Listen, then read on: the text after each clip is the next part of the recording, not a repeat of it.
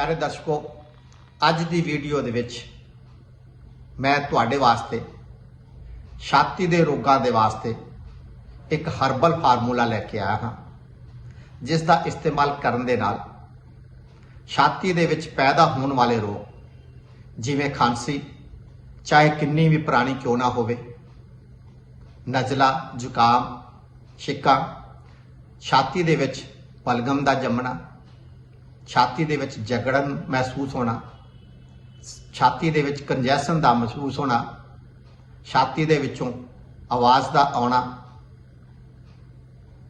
अते दमे वर्गियां बीमारियां वास्ते बहुत ही लाभदायक है। अगर तुसी तरह तरह के एंटी एलर्जिक जां स्टीरॉयड खा के थक चुके हो, कई प्रकार के कफ सिरप पी के अक चुके हो, तो एक बार इस फार्मूले का इस्तेमाल जरूर करना।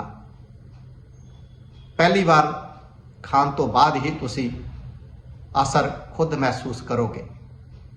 ये फार्मूला साढ़े बजुर्गों ने हज़ारां ही रोगियों ते अजमाया होया है। अज उन्हां दा फार्मूला मैं तुहाडे रूबरू पेश करन जा रहा हाँ। फार्मूले दे विच की है, आओ गल करते हाँ। सीतोपलादी चूर्ण, सीतोपलादी चूर्ण नूं आयुर्वेद दे विच अमृत का दर्जा दिता गया है।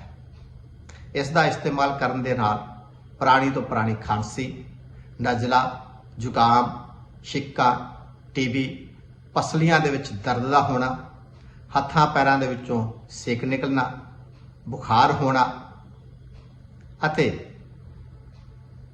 छाती दे विच जमी हुई कफ नूं बाहर कढ़ना, उस समय अगर सीतोपलादी चूर्ण का इस्तेमाल किया जाए तो यह बहुत ही लाभदायक होता है।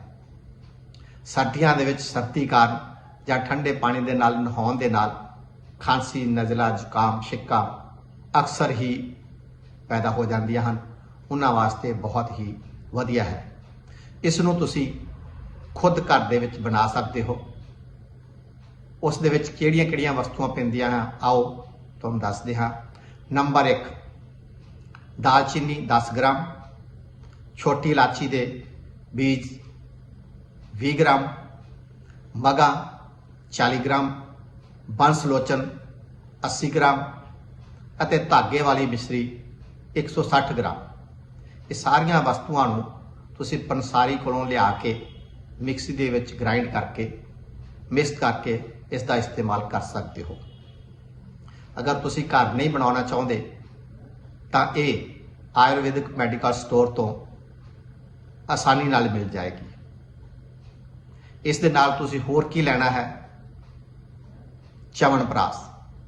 च्यवनप्राश बहुत ही वधिया प्रोडक्ट है जो कि तुहाडी इम्यूनिटी नूं बूस्ट करेगा और कई प्रकार के रोगों तो तुहानूं मुक्ति दिवाएगा। आओ गल करते हैं इसका इस्तेमाल किवें करना है। सीतोपलादी चूर्ण 1 ग्राम अते च्यवनप्राश छोटा आधा चमच लेना है। इसनूं मिक्स करके सवेरे अते शाम गुनगुने दुध दे नाल इसका इस्तेमाल करना है। अगर तुहानूं प्रॉब्लम ज़्यादा है तो तुसीं इसका इस्तेमाल दिन दे विच 3 बार भी कर सकते हो। दर्शकों, ये बहुत ही अजमाया होया फार्मूला है। अगर तुसीं इन्हां रोगां तो पीड़ित हो तो मार्केट तो किसी अच्छी कंपनी का लिया के इस्तेमाल करो। पहली खुराक तो बाद ही तुसीं खुद फर्क महसूस करोगे। और इस वीडियो नूं लाइक करना, कमेंट करना अते शेयर जरूर करना ताकि तुहाडे साथ संबंधी होर भैन भरा अगर इन्हां रोगां तो पीड़ित हैं तो वो भी इस वीडियो का लाभ उठा सकन, अपनी बीमारी नूं दूर कर सकन। मेरी इस वीडियो नूं, इस चैनल नूं सबसक्राइब जरूर करना। वीडियो वेखण दा तुहाडे सारिआं दा बहुत बहुत धन्नवाद। मिलदे हां होर वीडियो दे विच।